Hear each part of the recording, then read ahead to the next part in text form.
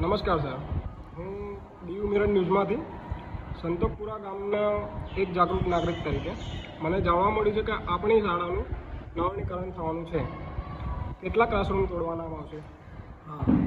આ અંતર્ગત સંતોકપુરા પ્રાથમિક શાળામાં 1962થી જે સ્કૂલ બંધાયેલી હતી તો એને જર્જરિત ઓરડા 6 નામની મંજૂરી પાડવાની મંજૂરી મળેલી છે. તેના જૂનો ફર્નિચર, બારી બારણા, પાટિયા કે અન્ય સાધન સામગ્રી જેમ કે ખુરશીઓ, કબાટ, ડેસ્ક નીકળશે, એના નિકાલ માટે શાળાની શું યોજના છે? સામેના 4 રૂમ જે છે ત્યાં આગળ પાળી પદ્ધતિથી શિક્ષણ કાર્ય ચાલુ રહેશે.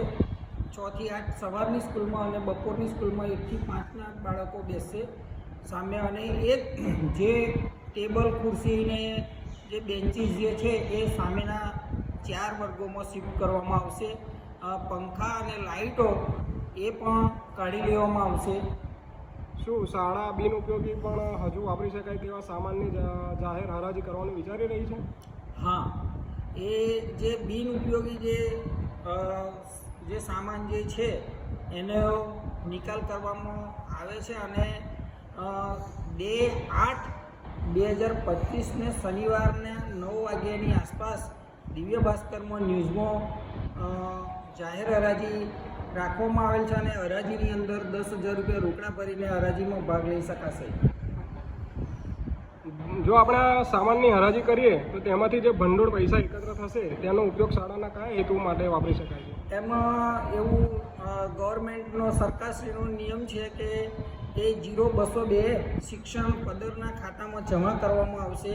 આ જે પણ કંઈ પૈસા હશે એનો જે સદર હોય એનો હેડ એના આધારે એમાં જમા કરવામાં આવશે. જે પણ કંઈ રકમ ઉપજશે અને એ થશે એ બધી જ.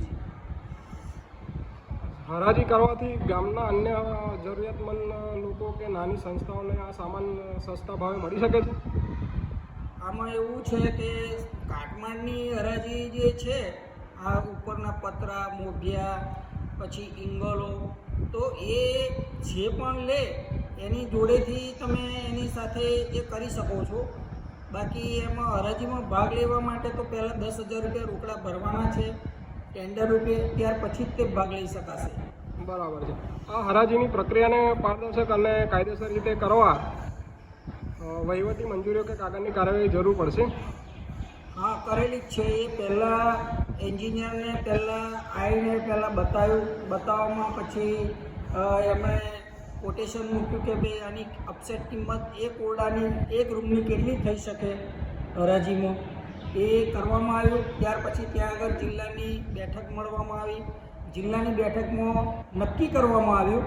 ત્યાર પછી ત્યાં આગળથી અમને લેટર મળેલ છે અને એની અંદર ચોખ્ખું લખેલું છે કે એક રૂમની આટલી અપસેટ કિંમત છે. જો હરાજીનું આયોજન થાય તો હું અને ગામના અન્ય કેટલા યુવાનો નાગરિકો આ પ્રક્રિયામાં શાળાનો કઈ રીતે મદદ કરી શકીએ? એમાં